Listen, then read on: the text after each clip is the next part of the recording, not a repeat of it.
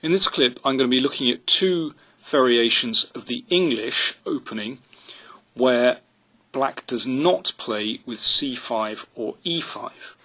So there's the English, and knight f6 comes, and now e6, and here knight f3. I'll be looking at e4 in that position in another clip. So here I'm going to be looking at two different systems for black. First, let's look at the very solid bishop b4. This has an excellent reputation. Black develops a piece to a very sensible square on b4. There's, of course, similarities to the Nimzo-Indian, where black often gives up bishop for knight here, and sometimes, I mean, this could even transpose if white plays d4. And now white has quite a wide choice, g3, queen b3, but the most common move is queen c2. I should also mention that in the last few years g4 has been played, which looks like a complete joke, but actually should be taken pretty seriously. If knight takes, then white will capture sooner or later on g7.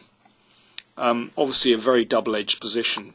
Naturally black does not need to take that. h6 is possible here.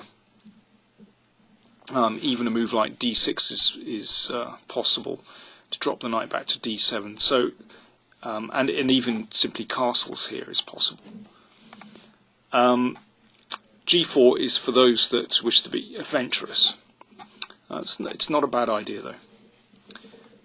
But instead, queen c2 is, generally speaking, the most sound move, a very solid move indeed. So simply looking to recapture on c3 with the queen, avoiding any structural damage. And black usually castles here. It's possible to play c5 or b6, but castles is probably the most flexible move because black waits to see what white is doing before committing his pawns. So white grabs the bishops, also pretty normal. And black has a pretty large choice here. I mean, d5 and c5 are both possible. Somehow I don't like d5 so much because white has a dark squared bishop, and somehow makes it easier for white to go for these dark squares after this pawn move. Well, you could just play e3 here.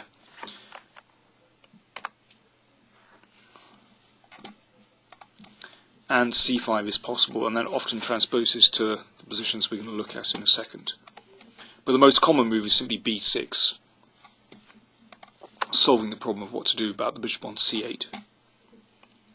And now white can fianchetto, but often that can lead to the exchange of these bishops, and that can be to black's benefit. It's generally better to try and keep the bishop pair, as we'll see in this game. There are so many different ways of playing this. You know, you can't speak of critical variations in an opening variation like this. You can just talk about long-term plans. And in this game, Kramnik's idea was simply to keep his bishop pair and to keep a very solid position. Okay, so this is a very typical development that black has here. Very flexible, very harmonious, none of the pieces block each other. And now c5. Black could also play with e5. It's also seen in this kind of position to try to block out this bishop. But c5 is the most common move. And you can see that we're not going to get a critical position here in a few moves. The play brews for a long time. You don't have to play d4 here. You can also play more conservatively with a move like d3, but I think after d4 we can say that white is trying for the advantage here. And then the queen just nudges away, and white is perhaps very slightly better, although to win a position like this you need to have the technique of a Kramnik, and Kramnik duly polished off black on the 78th move. It's a beautiful, beautiful game if you care to play through it, but at the moment we can just say that white is slightly better with his bishop pair, but black is also very solid. This is a very reliable opening system for black. A variation which is more double-edged is b6. That's the second system I want to discuss.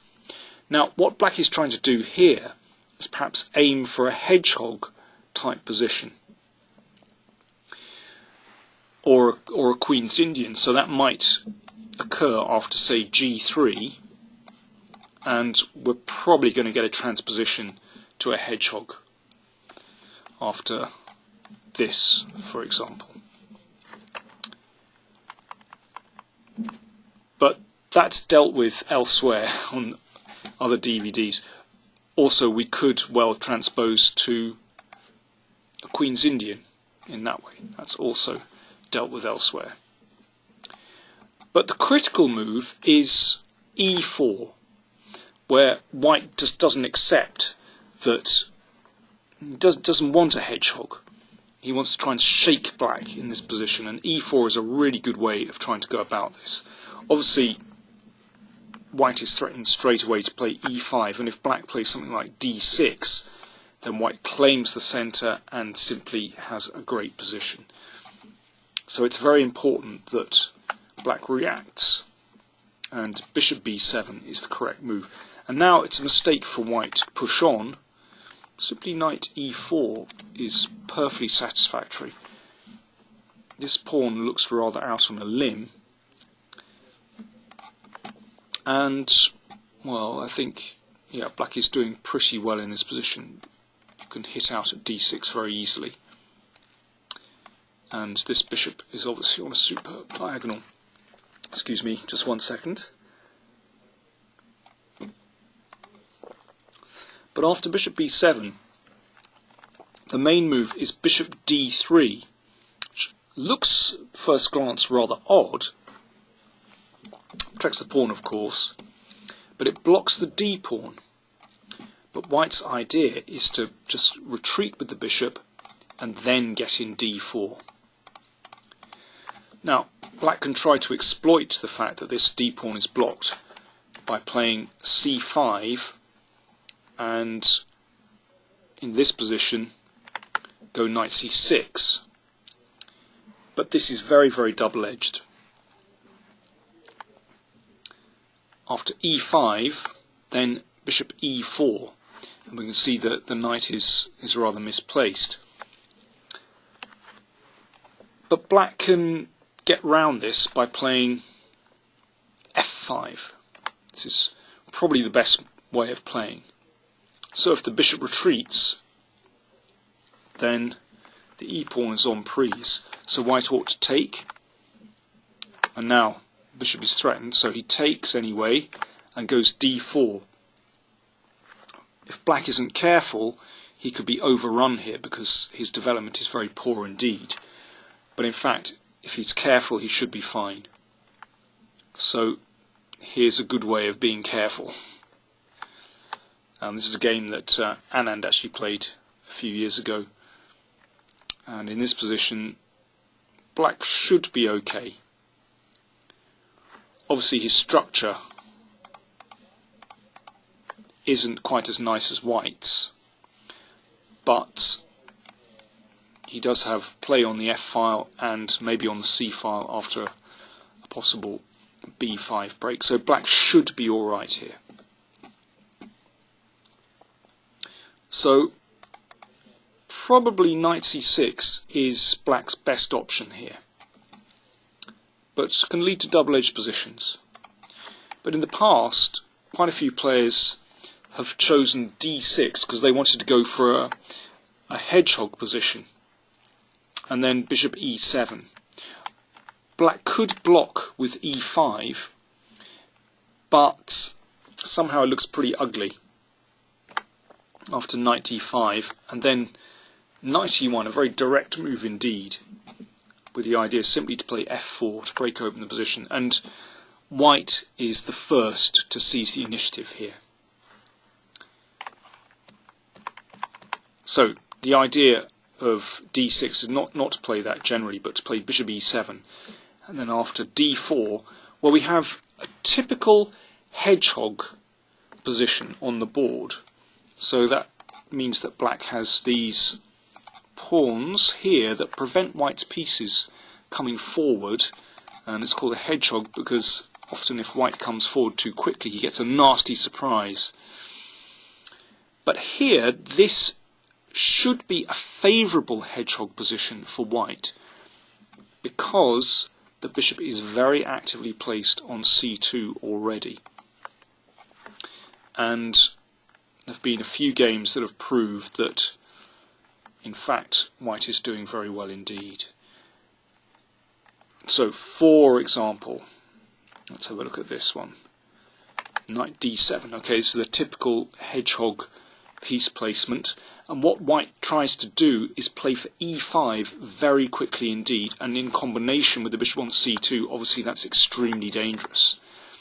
So here we go, white is teeing up for this e5 move, and this could be nasty, and if black tries to play e5, then the knight can hop in here, and d5 is sometimes available, and this is very dangerous indeed.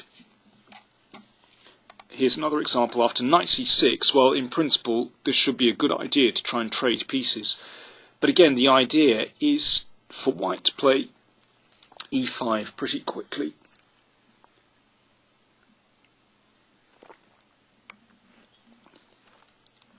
Well, with this bishop and queen battery, g6 is going to be necessary, but of course that can weaken these squares. a4 is good to try and prevent b5.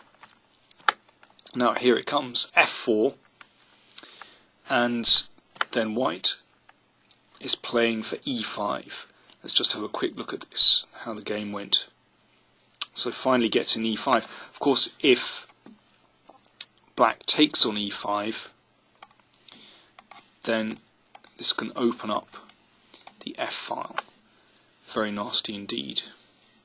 So instead knight d7, but then bishop e4, and if black trades then that knight comes to this juicy e4 square, looking at queen, pawn on d6 and f6, and black is in huge trouble in this position, and Polagevsky won very quickly. So b6 aims for a kind of hedgehog or maybe a Queen's Indian, but you have to take into account this move e4, which cuts across black's plans, and then probably, theoretically at least, black's best try is to play knight c6, but this is still a very double-edged position.